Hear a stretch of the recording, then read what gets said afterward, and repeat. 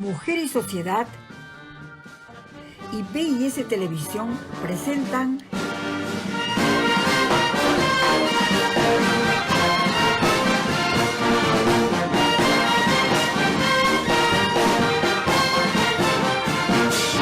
Bicentenarias, programa dedicado a la reflexión de 200 años de independencia.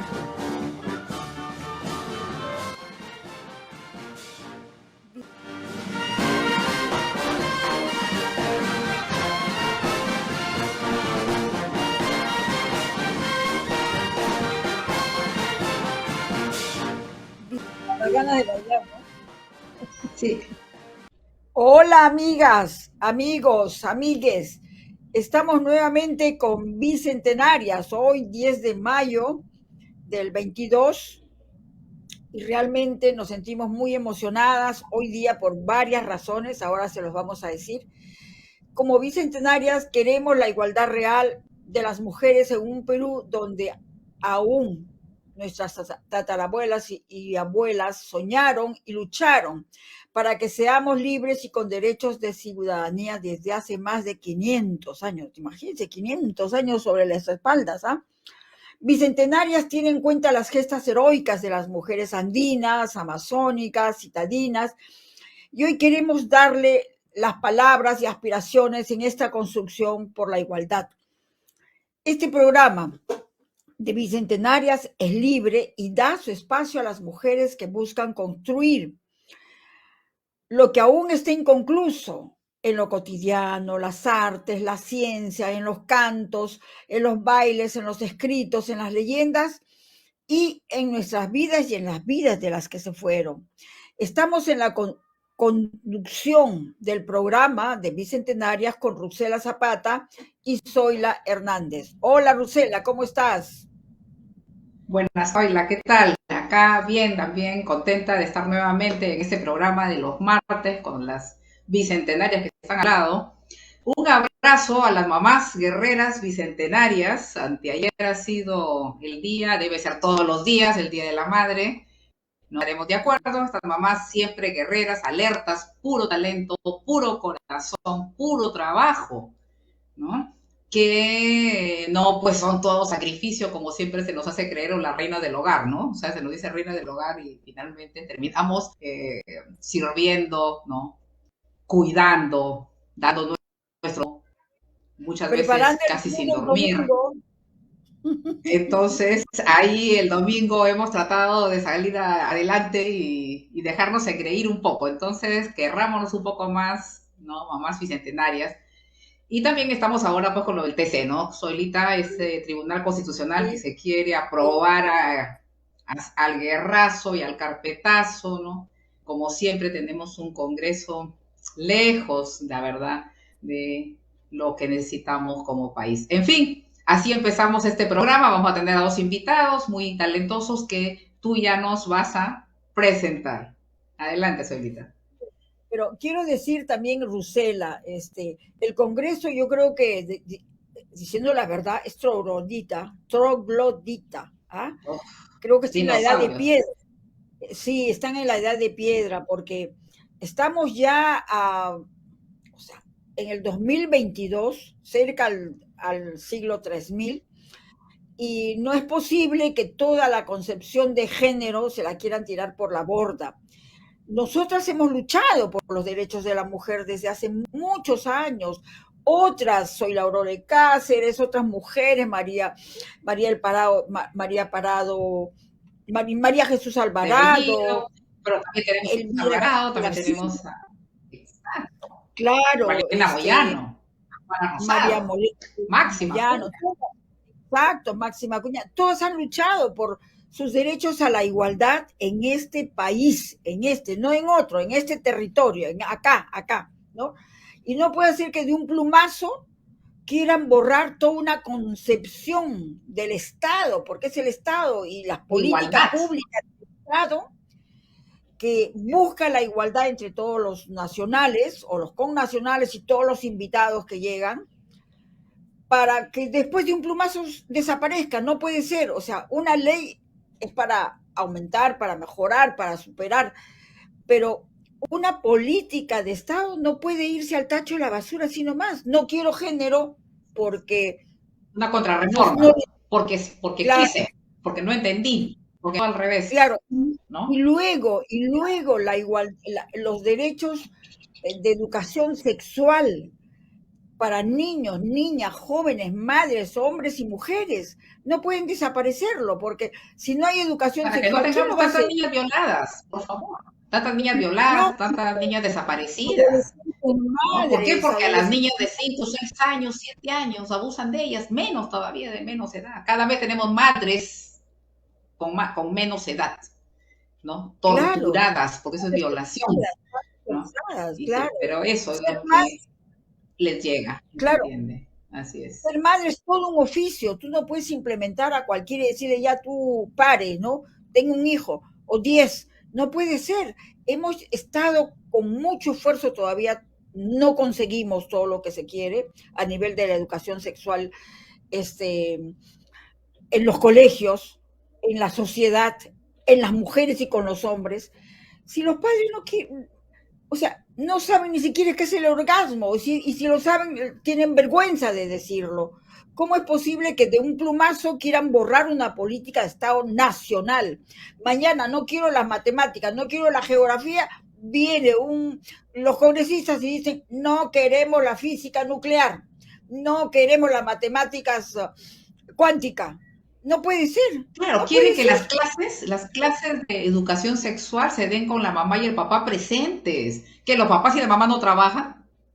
O sea, que las personas que enseñan educación sexual no son profesionales. Por favor, o sea, ¿en qué momento se va a dar educación sexual? ¿Van a ir a la casa, a los profesores, a sentar a la mamá, al papá y a los hijitos?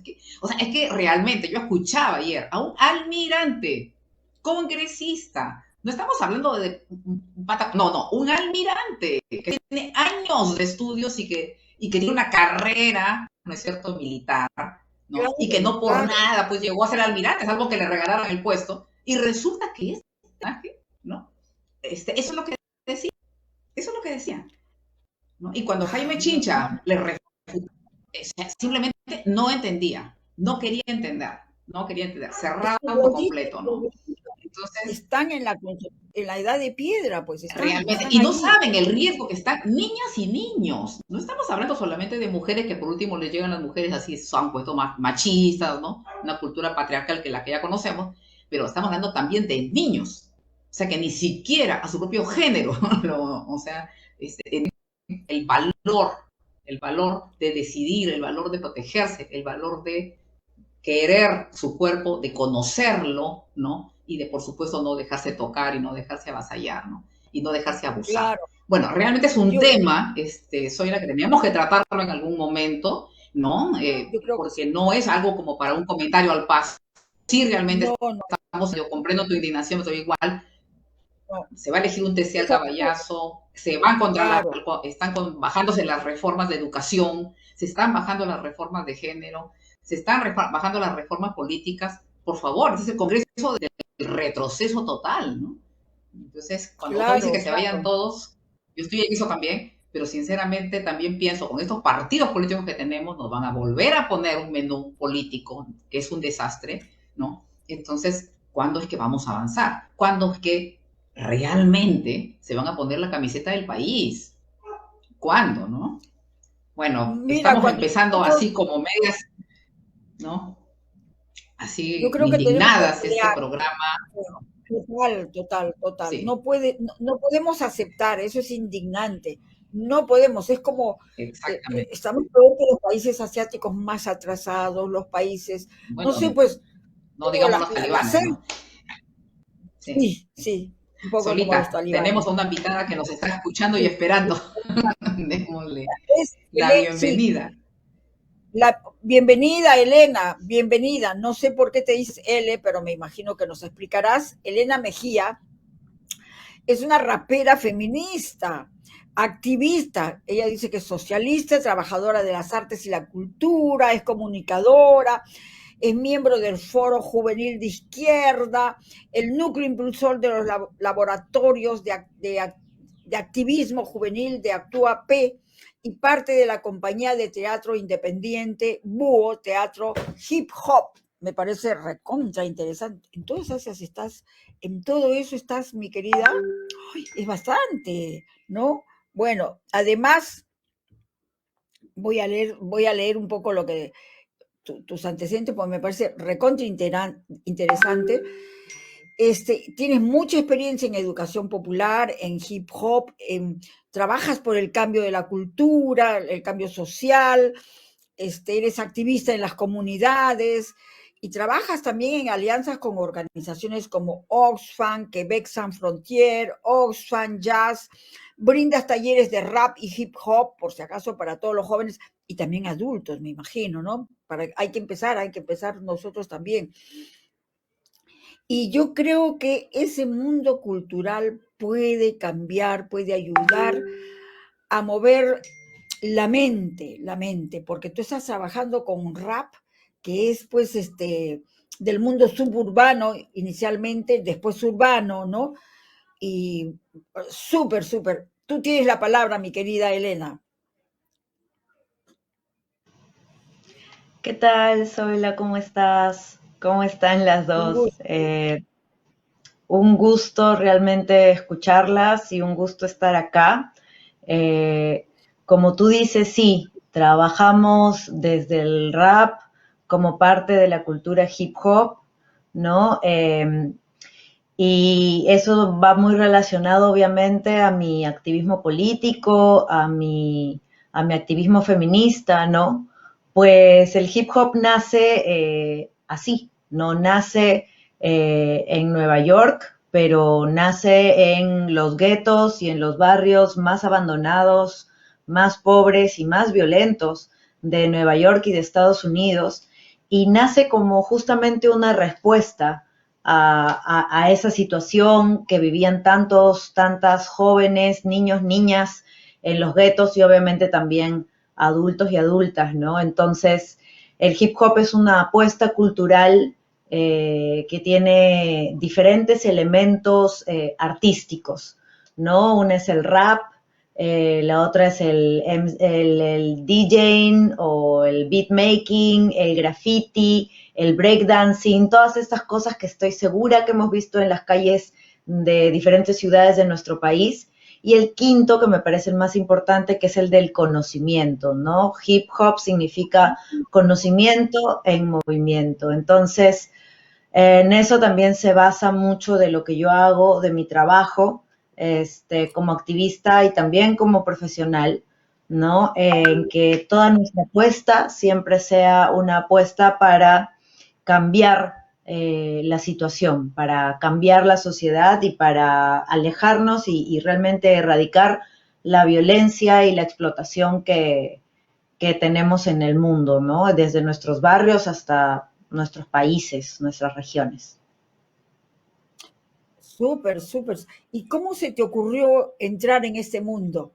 En este súper, es una especie de submundo, aparentemente, es una especie de Sí. subterfugio, ¿no? ¿Qué te motivó?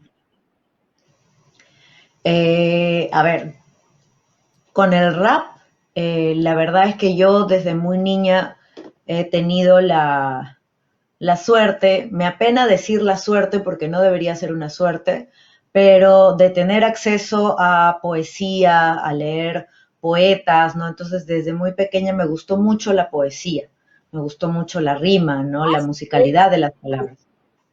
claro, ¿Perdón? claro. Haces poemas también, ¿no? Sí, yo Haces empecé poesía, escribiendo poesía desde más ¿ya? chica. Y también me gustó mucho la música. Entonces, eventualmente en mis exploraciones artísticas encontré el rap, ¿no? Como género musical. Y obviamente empecé a escribir también sobre problemáticas sociales, porque eso también desde mi familia nos ha movido mucho.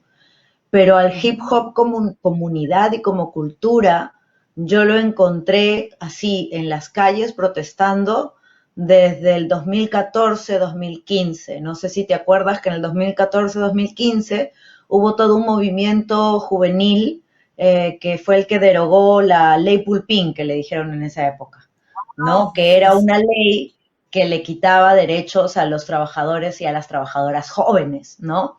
Era un retroceso en derechos laborales también.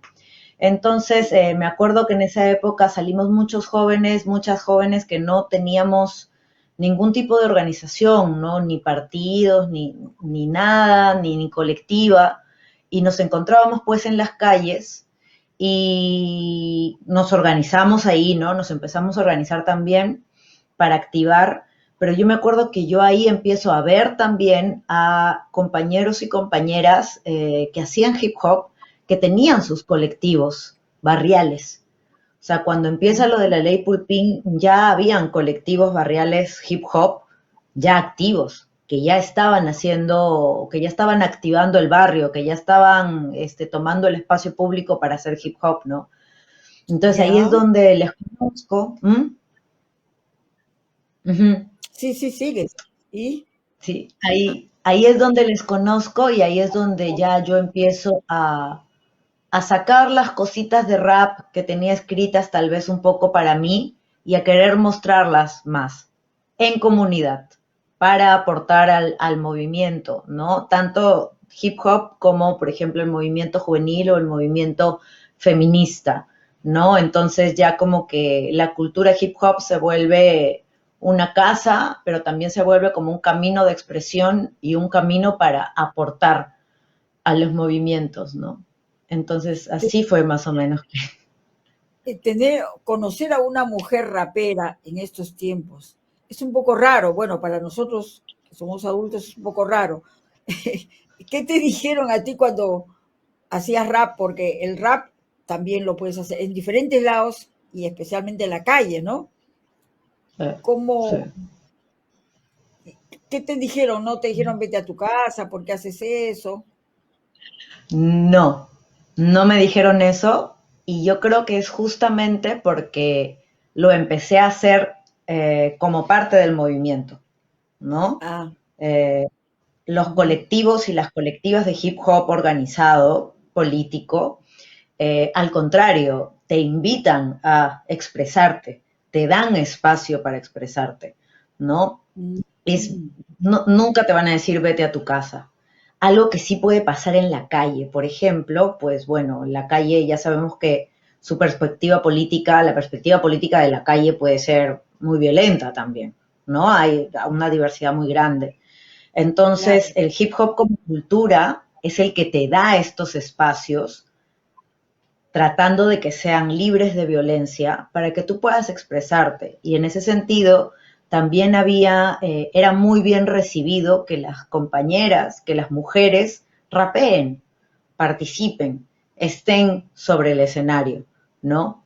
Eso no quiere decir que no exista la violencia dentro de la comunidad hip hop, porque existe en todo el mundo, ¿no? Pero sí se alienta, sí se promueve, sí se impulsa. Y fuera de la comunidad hip hop, fuera de las colectivas, no me han dicho que me vaya, pero sí ha habido como de entrada, ¿no? De prejuicio, no, ¿qué vas a rapear tú? ¿No? O sea, tú no rapeas. O sea, y hay que demostrar que una rapea, ¿no? O la típica que llevaba con mis compas del hip hop y había mucha gente que pensaba que yo hacía breakdancing, que era bailarina de hip hop. ¿No? Ya, Y es ya, ya. como, no, no me, yo rapeo, es lo que sé hacer. Sí. ¿Y cuántas mujeres hay en este círculo? ¿Cuántas En mujeres como realidad tú? hay muchísimas raperas. Y en Lima nada más, ¿ah? En provincias hay muchísimas más.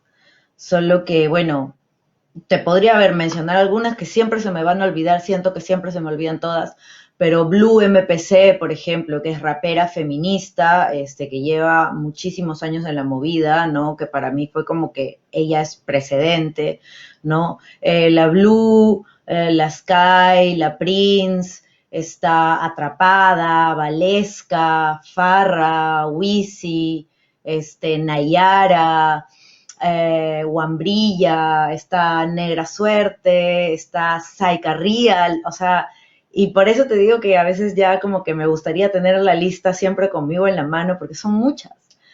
muchas. Está Brenda Ya también, que no todas, pero por ejemplo las que te he nombrado sí siguen teniendo producción y están colocando su producción musical en redes sociales y siguen también rapeando en los eventos culturales hip hop o en los eventos culturales del movimiento social, ¿no? Hay algunas, por ejemplo, que han tenido que dedicarse muchísimo más a, bueno, las tareas y las responsabilidades que el sistema nos pone encima, ¿no? Y que a veces trunca también muchas carreras musicales o artísticas, que las mujeres ya sabemos que nos pasa muchísimo más, ¿no?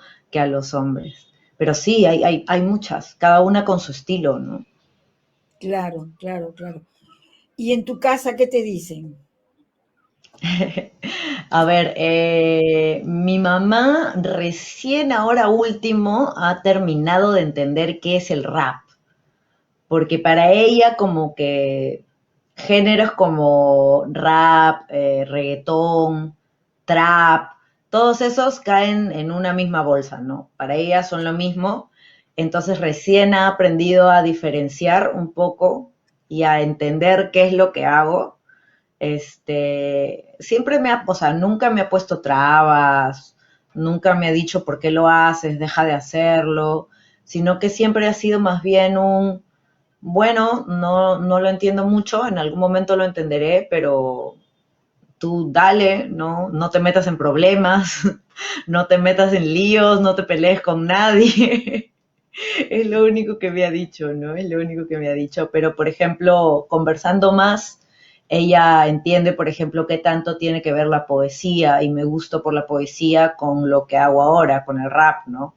Entonces sí, se puede decir que apoya, se preocupa, pero quiere entender. Qué bien. Oye, ¿y puedes rapearnos ahora acá? Sí, claro que sí.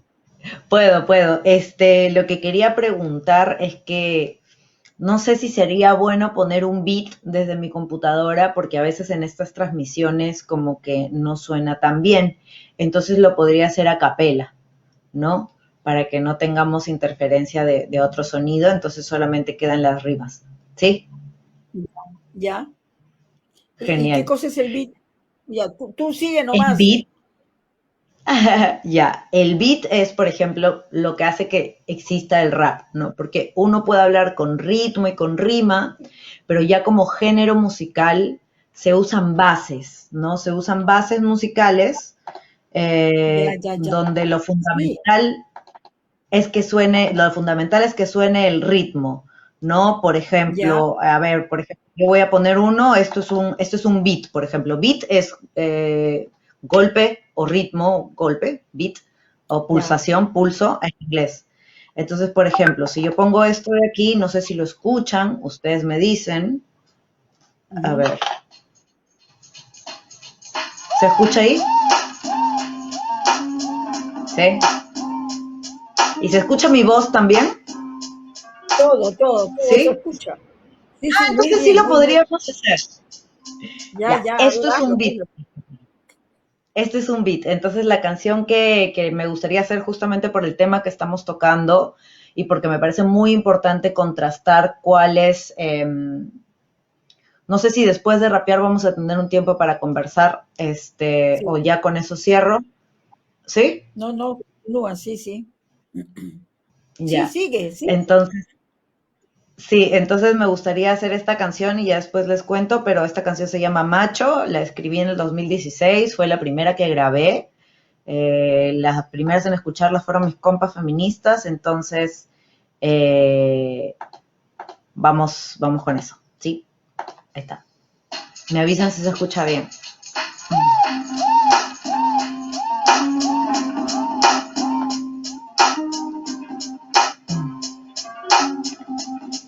Mm. Y qué suertudo, caracho, bien bajito, bien pobrecito, diciendo lisuras desde chiquitito y demostrándole a mis amigos que los quiero con puñetes y empezando a ir de putas desde que tenía 13. No me jodas con que te pones huevón en la calle cuando te digo lo rica que estás. ¿Qué tal en talle de tu pantalón? Mira, no soy maricón y para que quede bien claro me pongo bien mañosón. Y es que ella misma se vende con esa falda chiquitita, se la pone para provocarla muy maldita. A mí me enseñaron que aunque diga que no, siempre quiere la flaquita convencerla, pues señor, macho eres si maltratas a las mujeres, macho eres si contaminas tus placeres, macho eres si maltratas a las mujeres, macho eres si contaminas. Ella ya entendió que su cuerpo me pertenece, a menos que venga otro primo, veremos quién la merece. ¿Y qué opina ella? Yo no sé, ni me importa porque yo soy varón y no nací para entender a una mujer. Yo le proveo casa, carro y todo para comer, y si me saca la vuelta mi puño va a conocer. Ella no es como esas zorras que hablan sin parar, de que sale con uno y con otro y es fiel a la mar. Lo mismo pasa con las que dejé allá en el bar, pero con ellas, compare, yo no me voy a casar. Cuando tengamos un hijo empezaré a trabajar. Ella se quedará en casa para cuidar del hogar. Ella es mi reina, mi vida, la madre de mis hijos. Ya no me acuerdo de las otras y de sus abortos clandestinos. Yo, porque cuando no hay educación sexual integral, las que cargamos con toda la responsabilidad somos las mujeres. Y cuando no podemos decidir sobre nuestros cuerpos, terminamos muriendo en mesas de carniceros que no son doctores. Necesitamos educación sexual integral para decidir, anticonceptivos para no abortar y aborto legal para no morir ahora. Macho eres si maltratas a las mujeres, macho eres si contaminas tus placeres, macho eres si maltratas a las mujeres, macho eres si contaminas. Esos moretones serán pronto mi vida, eso te pasa por negarme la entrada por la otra vía. Felizmente está la traca de la esquina de Quilca, felizmente uno no es cabro si la traca es pasiva. Felizmente creo que yo ni cagando tengo sida y sigo recorriendo las calles burlándome de las germas de los cabros, de los viejos macabros, y a mí nadie me toca, o eso dicen ellos. Si no les parto la boca, qué dicha, qué orgullo el haber nacido macho, porque siempre estás tú cuando mi cabeza agacho para darme cuenta que todo peor pudo ser, que felizmente puta madre no he nacido mujer. Si amas a las mujeres, no las violes, no las golpees, no las mates, no las quemes. No te hace menos hombre llorar, no te hace menos hombre que te gusten otros hombres. Ser mujer no es ridículo, ser mujer no es ser débil, ser macho no es ser fuerte, ser macho no es ser hombre, y ser hombre no es ser más que maricón, traca o mujer. Macho eres si maltratas a las mujeres, macho eres si contaminas tus placeres, macho eres si maltratas a las mujeres, macho eres si contaminas.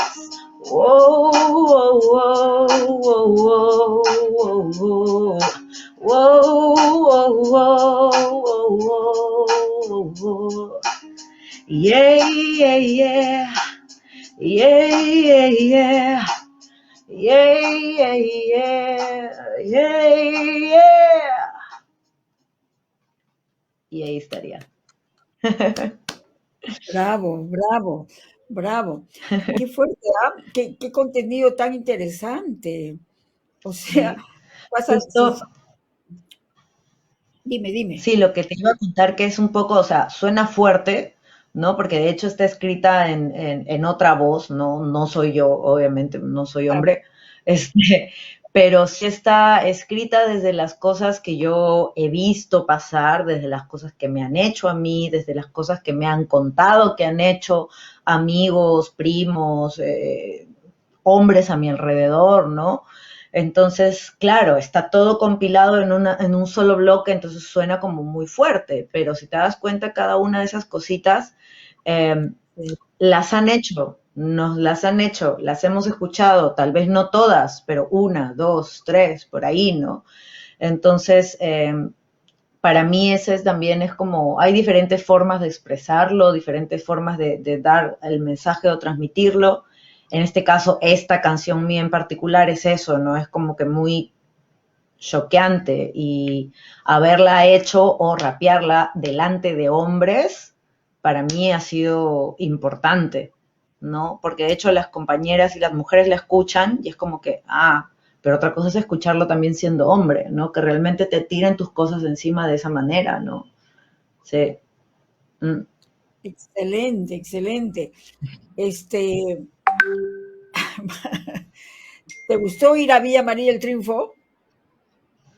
Me gustó, siempre me gusta. No es la primera vez que voy a compartir en espacios comunitarios, en espacios comunales, ¿no? Justo los días anteriores había estado en San Juan del Lurigancho, en algún momento estuve también en Villa El Salvador y ahorita me tomé una pausa y estoy volviendo y entonces recibir la invitación para ir a Villa María del Triunfo fue para mí, es siempre una alegría muy grande.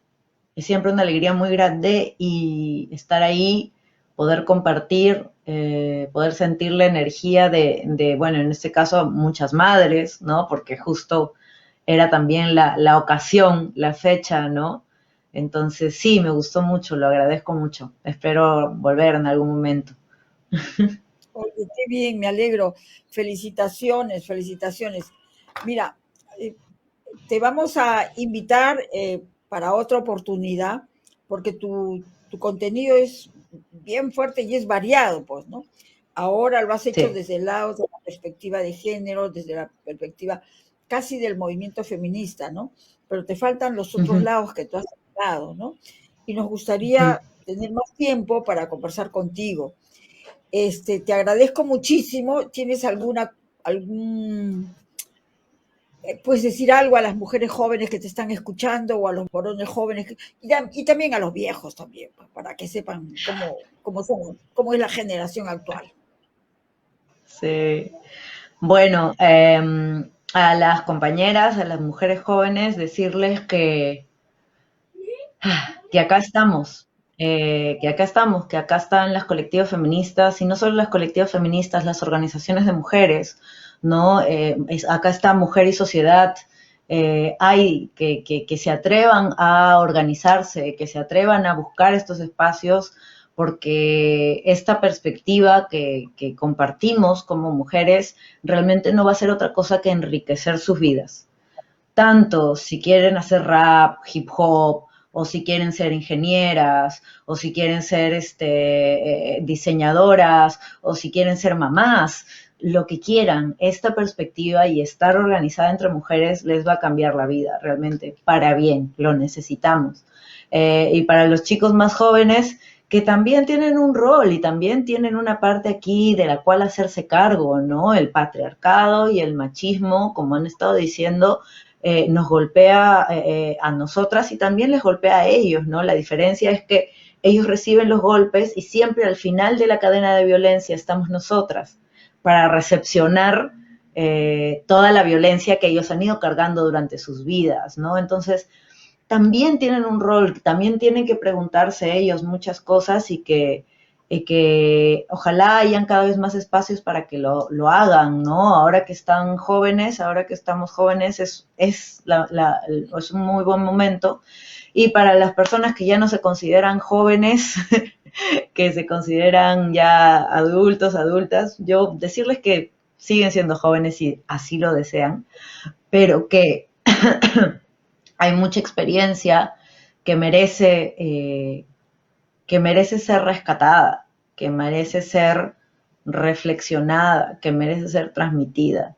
No creo que mientras más pasan los años también, yo cada vez que miro y peso mi experiencia, siento que hay mucho ahí que me gustaría compartir. Entonces, tanto de lo bueno como de lo malo, ¿no? Entonces también busquen espacios, mujeres adultas, busquen espacios donde hay más mujeres, donde hay organización social, donde hay comunidad, hombres adultos también, ¿no? Y bueno, para todo el mundo, sigámonos preguntando cosas, ¿no? Así duelan a veces, pero es necesario. Y organizándonos, por supuesto. Muchísimas gracias, Elena. Es un gran placer escucharte y sobre todo aprender lo del rap. Me encantan los contenidos que tú haces. Y Hagamos un taller de rap. sí, sí. Bueno, nosotros nos comprometemos a volver a invitarte, ¿ya? Listo, hasta la próxima, gracias. Cuídense Nos vamos, mucho. ya gracias, nos vamos a una pausa, por favor.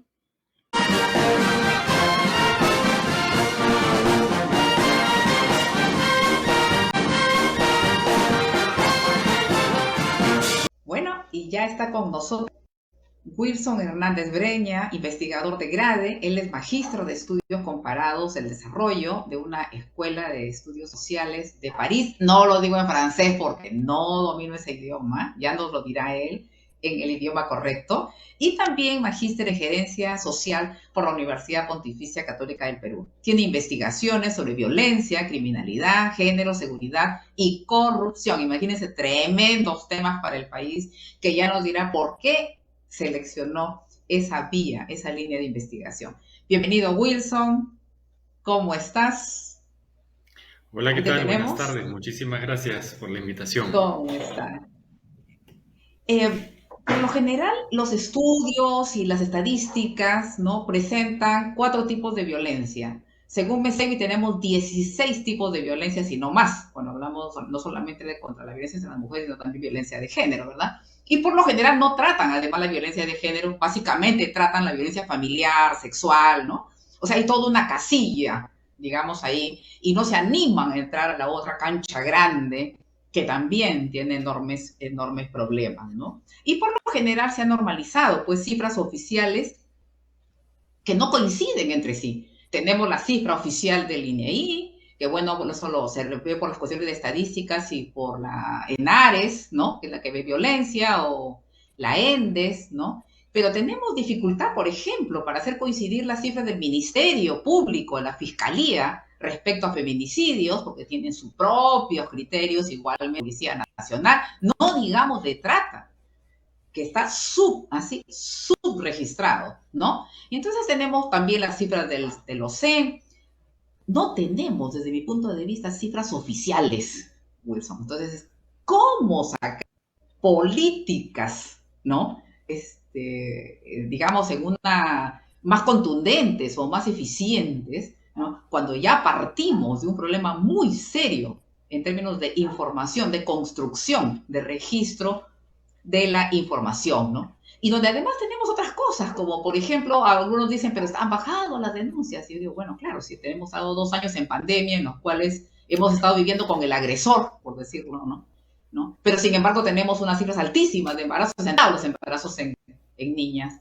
Entonces, en este contexto tan perverso en la que vemos a un Congreso, como lo decíamos al inicio, ¿no?, que quiere volver a la edad de piedra, por supuesto, contra nosotras las mujeres, ¿cuál es el aporte de estos estudios que ustedes hacen en GRADE, que tú haces, ¿no? Veía tu equipo, yo decía, hasta acá son mayoría varones y una sola mujer, pero bueno, ¿cómo es que, digamos, se puede aportar de esos estudios de una manera concreta a la prevención, por ejemplo, ¿no?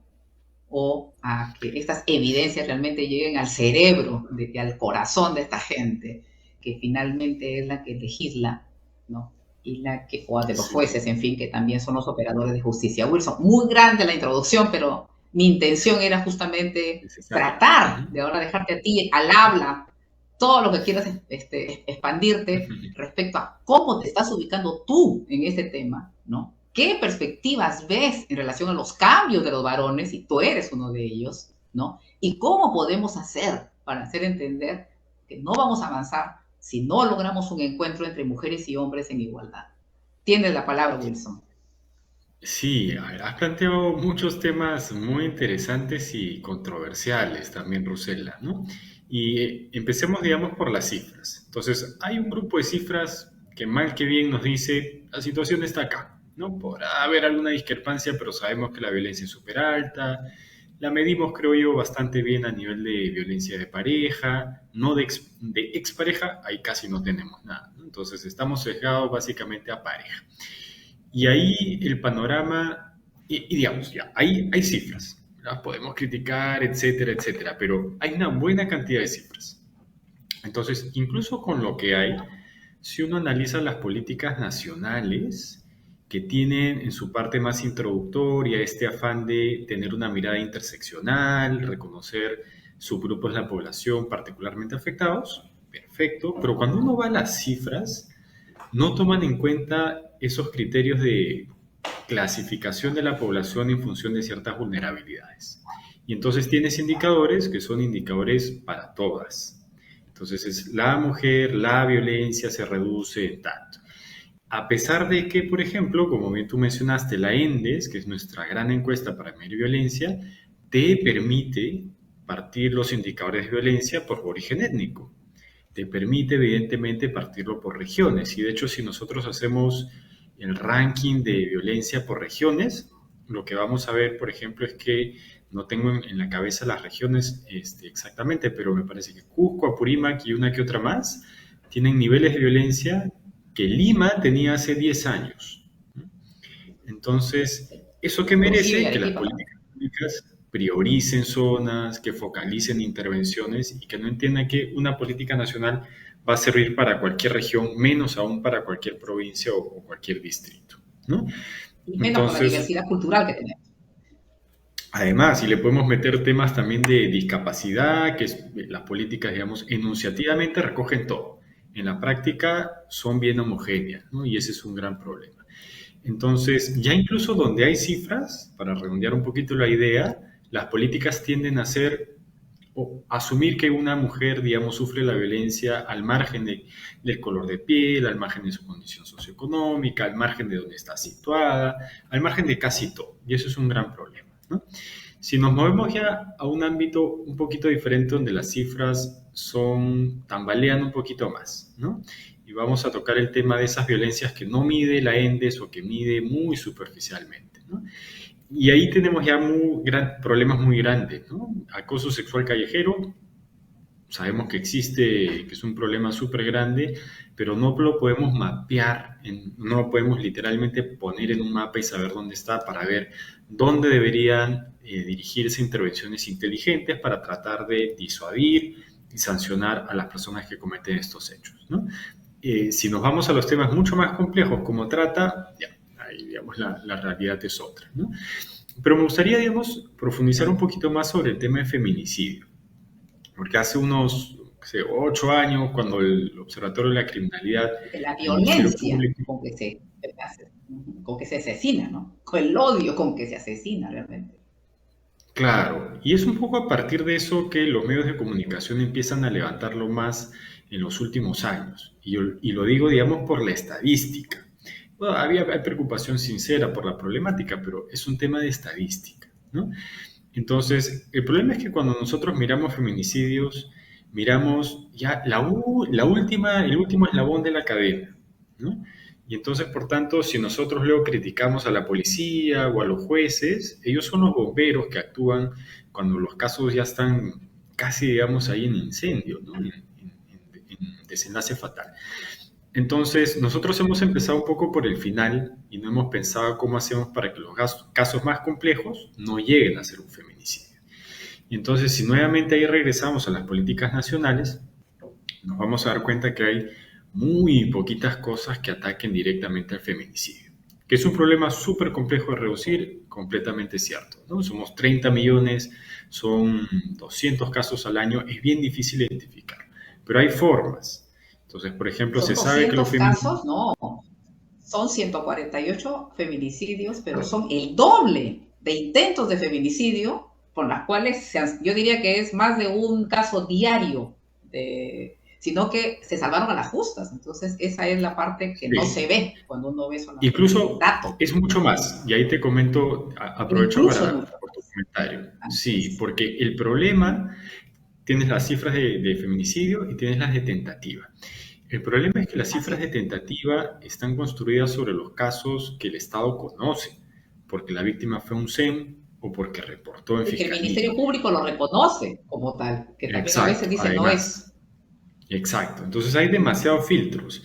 De hecho, en un estudio que nosotros hicimos hace un par de años, comparamos la cifra de tentativa con el grupo de mujeres en la ENDES que había sido víctima en los últimos 12 meses de 3 formas de agresiones, que es intento o ataque con pistola, cuchillo o arma, es decir, intento de feminicidio, e intento o acción efectiva de quemarla o estrangularla, si no me equivoco. Intento de feminicidio. Incluso tenía aparentemente protección, por lado, que un juez le dé garantías, ¿no? Que un papelito, no las garantías reales, ¿no?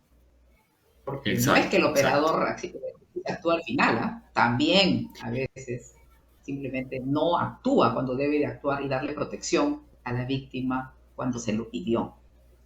Sí, exacto, Ese es otro asunto. exacto. Ese es un gran problema. Entonces, cuando nosotros comparamos las cifras de la ENDES, perdón, sí, de la ENDES con las cifras oficiales, entre comillas, de tentativa, a partir del reporte de la ENDES, había entre las mujeres que habían sido víctimas de violencia un 1,5%. Estoy redondeando las cifras. Suena chiquitito, pero en términos de la población, la masa de la población, es una cifra brutal. Es altísima. Entonces, los casos que nosotros conocemos como tentativa, que son los que reporta el Ministerio de la Mujer, son mínimos, mínimos. La gente no está llegando. Y de hecho, yo creo que el Ministerio no debería reportar esa cifra de tentativa porque te desvía, o sea, no te malinforma. Pero ¿sabes por qué lo hace Wilson? Yo te digo porque yo estaba también en el Ministerio de la Mujer. Porque si no lo hacemos, si no llevamos la lucha desde ahí, el Ministerio Público ni siquiera lo reconoce como una cifra. Mira, vamos por delante, nosotros a veces colocando desde el propio Ministerio de la Mujer, diciendo, estos son los argumentos por los criterios objetivos por los cuales estamos viendo que esta mujer fue víctima de feminicidio y que terminó en intento porque no logró, digamos, su objetivo, el asesino, ¿verdad? Pero en cambio el Ministerio Público actúa de otra manera. Entonces, si nosotras, y si digamos el personal o el propio ministerio no reacciona de esa manera, no empuja al ministerio a que también haga suyo esta denuncia, ¿no es cierto?, esta evidencia que presentan las mujeres, ¿no? Y que muy pocos casos se les hace. Entonces, yo sí creo que tiene un Sí, es un sentido. buen punto. Claro, tú dices, sesga o disturba, interfiere, pero bueno, creo que al final en la balanza la otra parte es más importante, ¿no? O sea, yo digo que es complicado En fin. publicarlo, ¿no? Porque genera un termómetro que debería estar dándote 42 de fiebre y te dice que tienes 37, ¿no? Entonces, para compatibilización del Ministerio de Datos con el Ministerio Público, yo creo que está bien. Pero los medios la recogen, digamos, creyendo que ese es el universo de casos a nivel nacional, ¿no? Cuando no es. Y ese es el problema, ¿no? Cuando la gente no, ya después no lee los datos adecuadamente. Y ya entrando, digamos, por el lado de prevención, o sea, ¿qué tan difícil finalmente puede ser evitar lesiones graves o feminicidios? Es muy complicado, pero digamos, hay algunas pistas que pueden ser interesantes, ¿no? Empecemos por la policía. La policía tiene una base de datos que mal que bien funciona, tiene información, donde ahí puede uno identificar cuáles son aquellos hombres que han sido denunciados más de una vez por sus parejas. ¿Por qué esto es importante? Porque generalmente, y tampoco es una regla, las mujeres que son víctimas de feminicidio han interpuesto varias denuncias con anterioridad. Entonces, la policía puede dar un listado de estas mujeres que han puesto más de una denuncia, o más de 4, o más de 5, eso se puede ver. Y luego, la idea es que el Estado puede ir a buscarlas, que le entregue algún tipo de paquete que implique desde hogares refugio, un sostén económico, medidas de protección, evidentemente, ¿no? Otra de las vías es haciendo que las medidas de protección funcionen. Ahí yo no tengo una solución, pero sí sé que estamos en un gran problema y es que hay demasiadas medidas de protección, hay una capacidad insuficiente de los policías para atenderlas y tampoco tienen la técnica para atenderlas. Wilson, Entonces, pero hasta ahí estamos en la prevención, estamos ya en la atención, porque tú ya estás hablando de la policía, que es un operador, ¿no? Y qué tan calificado, qué tan sensible es este operador, ¿no? Tanto para recibir la denuncia como para actuar en función de ella, y obviamente no revictimizar pues a la víctima a la que por lo general se le echa la responsabilidad. Hasta ahí todavía estamos en la atención, no hemos llegado a la prevención. La prevención tiene que ver desde el punto de vista con educación, por ejemplo. Tiene con esa educación ESI que la quieren anular, tiene que ver con patrones culturales que hay que cambiar, tiene que ver con nuevas masculinidades, o sea, tiene que ver realmente con cuestiones de fondo, ¿no? De patrón, de de mentalidad, ¿no? De idiosincrasia, de estilo de vida, en fin. Entonces tú decías, son muchos factores, es cierto, ¿no? Pero si partimos del operador, ahí también incluso tendríamos que ver la formación de ese operador, donde ni siquiera, ¿no? Ninguna, hasta donde yo he visto en las universidades, hay un curso, digamos, que tenga que ver con igualdad de género, ¿no? Por el cual podemos entender que las personas siendo diversas, ¿no? Y teniendo diferencias biológicas y de muchos otros tipos, también podemos tener igualdad de derechos, ¿no? Y avanzar juntos en el desarrollo. Entonces, esa parte, Wilson, ¿cómo la ves tú desde tu propia perspectiva, de tu propia vivencia personal, de tu propio entorno? Sí. No sé si conversan eso los chicos, por ejemplo, los investigadores, más allá de verlo como un estudio, ¿no? Sino Sí, más como una forma. yo hacía mención a la prevención terciaria, ¿no? O sea, hay prevención primaria, que es a toda la población nacional. Prevención secundaria, que es aquellas que tienen algún riesgo de ser víctimas. Y la prevención terciaria es para las que ya están en una situación de violencia, ¿no? Y las que están más cerca de un riesgo de letalidad son justamente este tercer grupo, ¿no? Entonces, prevención, digamos, terciaria, porque son las que ahorita, o sea, son las que finalmente en cualquier momento pueden ser víctimas de algo muy grave. Claro, exacto, ¿no? Si nosotros, digamos, a ver, lo más complejo es decir cómo hacemos con el grueso de la sociedad para que haya cada vez menos violencia, ¿no? Y hay varias intervenciones que han funcionado, pero ninguna es que se haya llevado a nivel nacional. Entonces, nosotros hablamos siempre de masculinidades, igualdad de género, etcétera.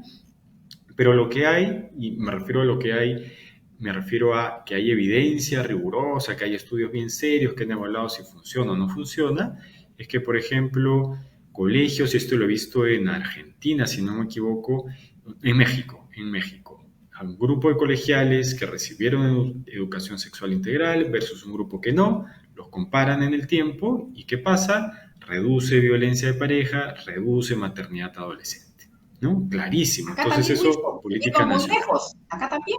En el colegio Nazaret, Manuela Ramos intervino y se hizo un trabajo de 2 años y se redujo a 0 el embarazo adolescente, Wilson, a 0. Tenemos experiencias en el Perú también de esas, pero como que sí, no nos exacto. impactan, ¿no? Claro, el tema es que cuando ya queremos escalar, o sea, subir de nivel estas intervenciones, ya te empiezas a chocar ya no con lo técnico, digamos, ¿no? Sino con las percepciones políticas de cómo se tiene que dirigir una política, cómo hay que interferir, digamos, para que la política esté de acuerdo a lo que yo pienso que es, ¿no? Y ese es otro problema, digamos, ¿no? Ese es un problema que se maneja en un ámbito distinto y que suele ya no coger justamente cuáles son las ideas que han funcionado, cuál es el proyecto que tuvo el mayor impacto, sino que se mueve con otro tipo de valores. Y eso es un gran problema, ¿no? Lo que, digamos, paralelamente también es importante movilizar o hacer es ya no solamente focalizarnos sobre las propias mujeres que son objeto de violencia, sino sobre aquellos terceros. ¿Por qué? Porque cuando se capacita, se sensibiliza a terceros, si bien la víctima a veces va a tener mucho temor de llamar a la policía, a la línea 100, los terceros pueden hacerlo por ella, ¿no? Y hay en distintos países programas de este tipo funcionan. Entonces ese es el caso y creo que todos nos hemos encontrado con algún vecino que de manera relativamente frecuente pues agrede a su pareja y a veces hay mucha duda en si se llama, no se llama, ¿no? Entonces, justamente intervenciones de este tipo sirven para que no dude, ¿no? O sea, es un caso de violencia, es un delito, llama, y por tanto ahí se conecta la posibilidad de parar esa victimización, ¿no? El otro tema es que cuando nosotros estamos viendo también temas de violencia, a veces aislamos demasiado el problema, ¿no? Es decir, violencia de pareja, violencia de expareja, acoso, cuando en realidad lo que reclaman las mujeres es que, o sea, no es que sea solo en un lado, sino es que es todo un ecosistema, ¿no? Y ahí es donde ya la cosa se vuelve un poco más compleja. Hay una frase que yo siempre repito, ¿no? Que es cuando el problema es un monstruo sin cabeza, es mucho más difícil combatir con este, ¿no? Y el machismo, el sexismo, el autoritarismo está en todos lados. No es que, digamos, dependa de 2 instituciones, 3 proyectos y se acabó, ¿no? Entonces ahí una de las cosas que más sirve es trabajar desde pequeños. Hay 2 o 3 modelos súper interesantes y uno de estos modelos es crianza positiva. Crianza positiva, de hecho, no es algo que está hecho necesariamente con un enfoque a reducir machismo, sino de cómo educar adecuadamente a tus hijos y cómo enseñarles habilidades para responder pacíficamente, vamos a decirlo así, ante sus problemas. Y en eso, curiosamente, tú le desinflas indirectamente el machismo, o sea, dejas de usar el machismo como una herramienta, oye, los hombres no lloran, oye, a las mujeres hay que tratarlas así, y les das las herramientas normales para solucionar los problemas como si fueras, digamos, un ser humano, ¿no? Ya no importa si eres hombre o mujer, no te diferencia. Y hay evaluaciones de largo plazo que justamente dicen que esto tiene una serie de efectos sobre educación, etcétera, pero también hace que los chiquititos que estuvieron expuestos a estos programas cuando son grandes tienen una menor probabilidad de ser agresores y las chiquititas que fueron expuestos a estos programas cuando son grandes tienen una menor probabilidad de ser víctimas de pareja, ¿no? Violencia de pareja. Entonces, hay programas de este tipo, se estaban moviendo antes de pandemia, pero digamos ya la pandemia un poquito paralizó todo esto, ¿no? ¿Y qué piensas tú de estas iniciativas que hay también, bueno, también en el Perú, como también de hecho las rondas urbanas trabajaron bastante ese tema y lograron, yo creo que detener en muchos casos feminicidios, ¿no? Para empezar, lograron detener violencia entre parejas contra dirigentes o contra las mismas vecinas de barrio, ¿no?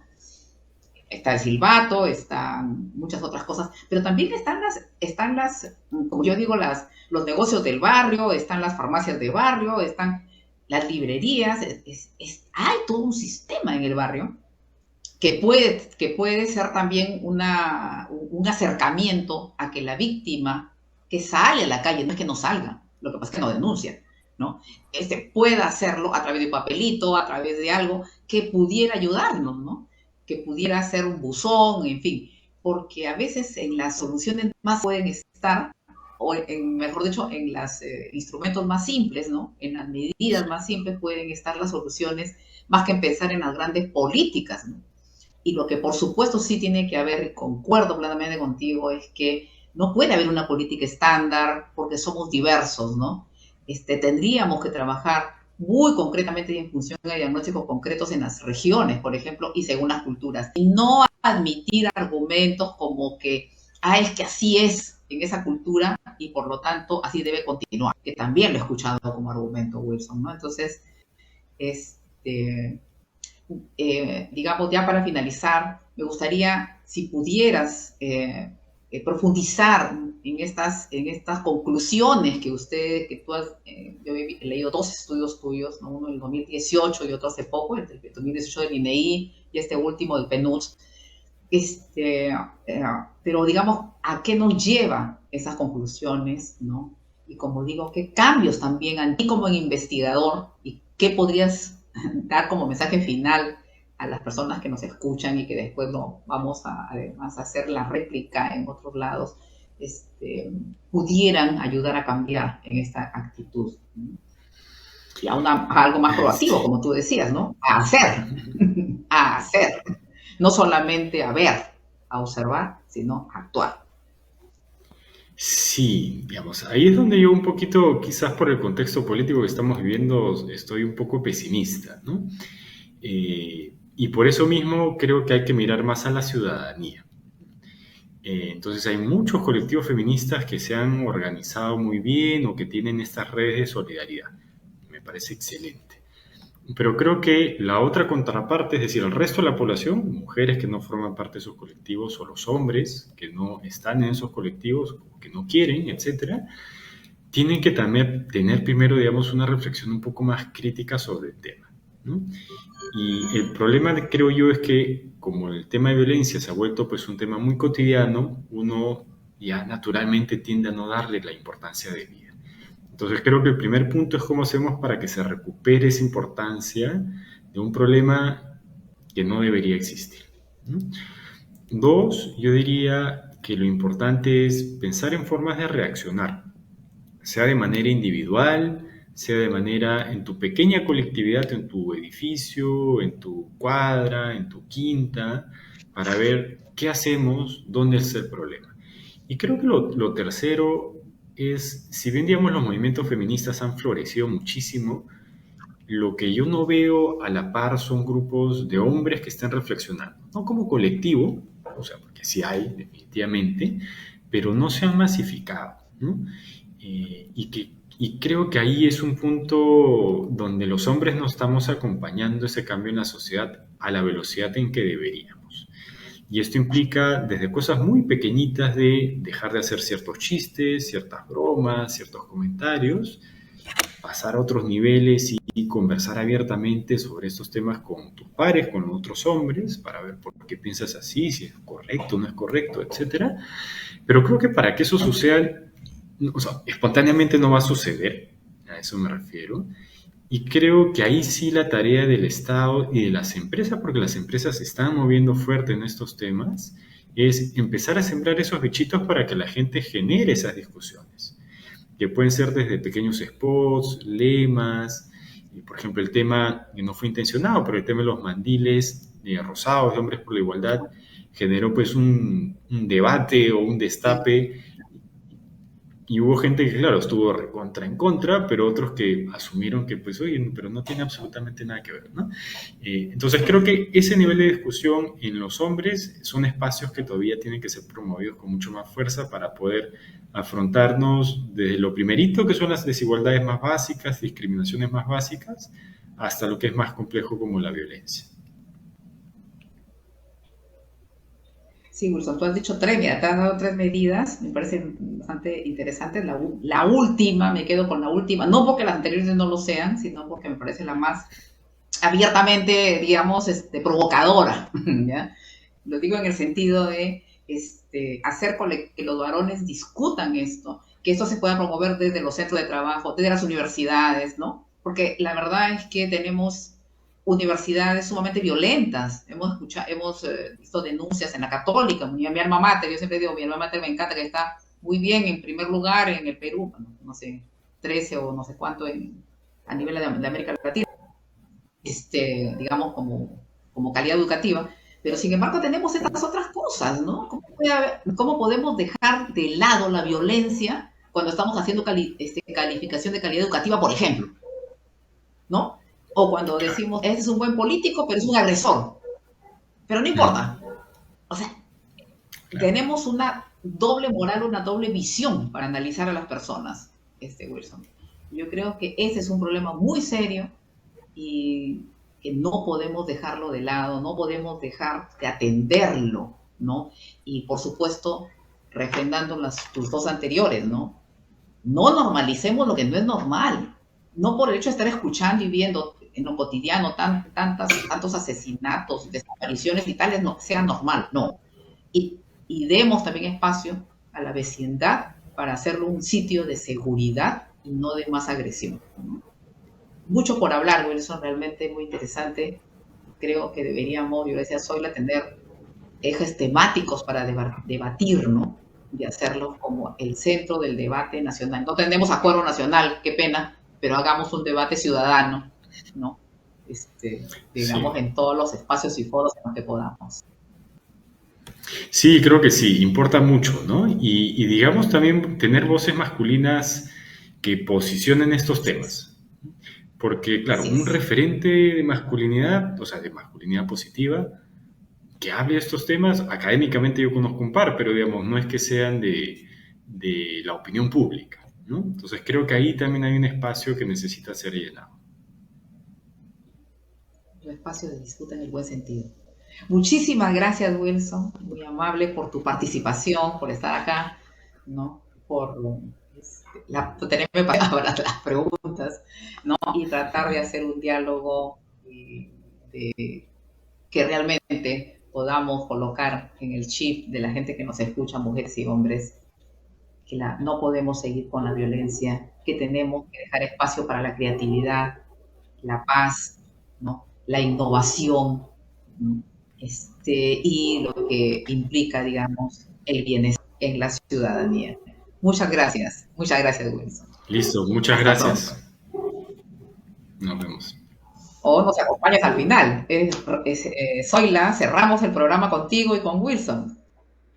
A ver, estamos los tres ahí en pantalla con Wilson también. Y yo quería decirle a Wilson, quería hacer una pregunta.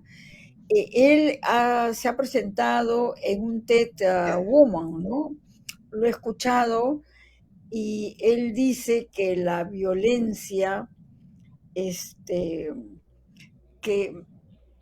él dice que la violencia no es solo de la mujer, que se pone énfasis demasiado en la violencia femenina, en lo que pasa, en lo que sufre, en todo el proceso legal, y que debería cambiarse la concepción de mirar al sujeto de la violencia, ¿no? Que en este caso sería el varón. Tú lo has dicho en el TED Woman, que me ha parecido muy, muy interesante, y lo he repensado cuando se dice mataron a la mujer o la violentaron, etcétera, etcétera. Entonces se estudia la vida de la mujer, se conoce la casa, la ruta, cómo fue, dónde fue, el trapo el trapo o la correa o lo que sea con lo que le maltrató, y luego la mujer va a todo el servicio legal, a todo el servicio médico, etcétera, etcétera, y vuelve a repetir su cadena de historia, ¿no? ¿Por qué no se hace eso al revés? El tipo violento de las diversidades de violencia es el centro de la noticia y debería la noticia seguir hasta el final al tipo de violencia, al tipo de sujeto de la violencia, ¿no? Y bueno, a lo mejor eso hace que los varones puedan tener vergüenza, puedan sentirse incómodos, porque bien fácil, la mujer es violentada, se le muestra la cara, el cuerpo, el rostro ensangrentada o los moretones y todo lo demás, y ella es ponchada por los medios de comunicación. No el agresor. Y no el agresor. Se le conoce. A veces ni el nombre. Tampoco, claro, o fue a la comisaría y el comisario le dijo, vete, córrete y escóndete lo más rápido posible, ¿no? Por decir una ingenuidad. Entonces, yo te he escuchado, yo he deducido de todo lo que te he escuchado, ¿no? Que a mí me parece una idea interesante. ¿Por qué no trabajar la concepción? O sea, ¿por qué no trabajar también al otro actor y centrar en el otro actor, o sea, en el violentador, esto que tú señalas? Sí, es bien interesante, ¿no? O sea, ahora que lo mencionabas, o sea, lo que yo menciono es que en contexto de violencia de pareja se invisibiliza al hombre, ¿no? Y todos los reflectores lo tiene la mujer, o sea, atender lo que le ha pasado, lo que es natural. Entonces, mientras hablabas, yo pensaba, digamos, en alguna analogía, ¿no? Y es como si en los accidentes de tránsito nos focalizáramos solo en la víctima y le decimos al chofer que mató a esta persona, bueno, sigue nomás, ¿no? O sea, si te encontramos algún día, pues haremos algo, ¿no? Tu brevete no te lo vamos a quitar, nada, ¿no? Entonces, si queremos hacer un paralelo con los temas de violencia, no es muy distinto lo que pasa en esos casos, ¿no? Hay un sistema de justicia, por supuesto, etcétera, no lo vamos a negar.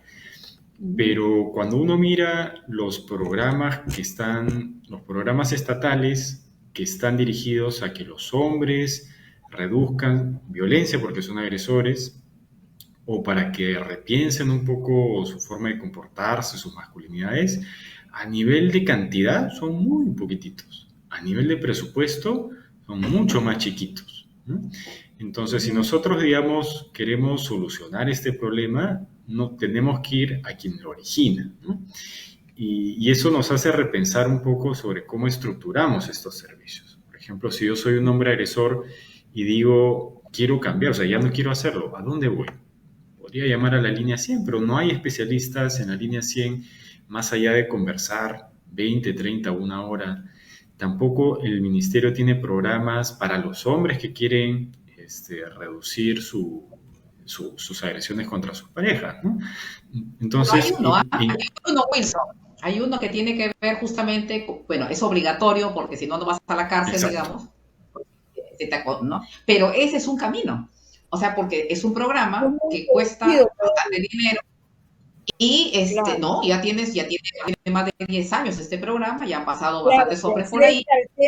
Claro, pero frente al sujeto, claro, a la hora de frente a la víctima, obliga que le obliga a seguir, digamos, todo un proceso de reinserción en su hogar, si es que fuera el caso, o simplemente de entender que no hay vuelta atrás porque ya perdió la de su familia y que no sea ese hombre violento que quiera otra vez entrar a la fuerza a su familia, porque ya Claro, se, ¿no? sí. Entonces, O hay sea, eso, pero tú tienes toda la razón en el sentido del genérico, ¿no? claro, pero incluso ahí, o sea, me parece que estás haciendo mención a los centros de atención institucional, los CAI, ¿no? Así es, Que son los centros CAI. en los cuales para que vaya un hombre tiene varias condiciones. No tienes que tener problemas de alcohol ni drogas, tienes que tener una sentencia y me parece que había uno más por ahí. Entonces, ya son muchos candados. O sea, si yo soy un agresor leve, no voy a entrar ahí. Y la mayoría de agresores, según la ENDES, son agresores que tienen una severidad media o baja, pero son una masa. Entonces, no tengo capacidad de entrar ahí. Y lo otro es que los CAIs hay 3 o máximo 4 a nivel nacional. Uno en Lima, Callao, Ica y un sitio más. Entonces, el resto de Perú Sí. está literalmente desatendido, ¿no? Entonces, nuevamente, ¿no? Si yo soy un agresor motivado para dejar de hacerlo, no tengo dónde ir. Y digamos, si soy pero voy a tener que esperar a largo proceso judicial para que yo pueda acceder finalmente a la terapia que necesito y que no sé si es que va a funcionar en mi caso, además, ¿no? Además. Claro, porque todavía no tenemos realidades de esta situación, pero podría Querida trabajarse. Zoila, Sí, sí, sí, sí, sí. estamos Bueno, abriendo un tema que me parece sumamente interesante, ¿no? yo creo en parte de lo que he visto el trabajo de Wilson y he estado, me ha llamado mucho la atención lo del TED, que este tema no corresponde solo a la mujer, sino al varón, que debe haber política de Estado, porque tenemos que ir desestructurando todo el aparato patriarcal que existe. Y una forma, un elemento que se nos presenta así facilito, por decir así, es este, el de la violencia, o sea, trabajar con el actor principal que provoca la violencia. Pero bueno, es muy largo, es muy complicado y todo lo demás, pero en todo caso que los reflectores estén sobre él, no sobre la mujer, porque si no nos aplastan, pues a mí me pegan y todavía me vienen y me dicen un montón de cosas, pues, yo me aterro, ¿no? La mujer sale aterrada, no quiere ir al médico legista, no quiere ir a ningún sitio, ¿no?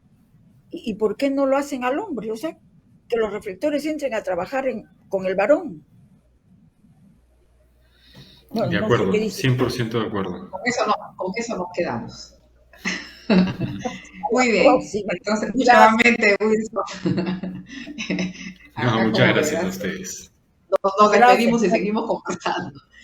A ver, entonces, ya estamos llegando al final de Bicentenario. Gracias por acompañarnos, Wilson. Gracias también por acompañarnos, Elena L, ¿no? Debe ser por L de Elena la rapera, que Wilson ha tenido oportunidad, creo que, de escucharla en esta intervención. Gracias por vernos a todas y todos los bicentenarios, a BIS por su técnico, a Mujer y Sociedad también por su equipo de investigación de planta y voluntariado que nos ayuda. Cualquier comunicación al 999-893-221, al 970-792-595, al correo mis@Mujer y Sociedad, a las redes de BIS y con nosotras hasta el próximo martes 17 a las 5 p.m., que con todo gusto les vamos a poder compartir el siguiente programa. ¿Verdad, Zoila? Entonces, Así es, abrazo, así es. queridas Sí, centenarias. gracias, gracias, gracias a todos. Gracias, Wilson, gracias, Elena. Sí, Elena es L Gracias, por... Paula. Gracias, señor Percy. Y gracias también, Néstor.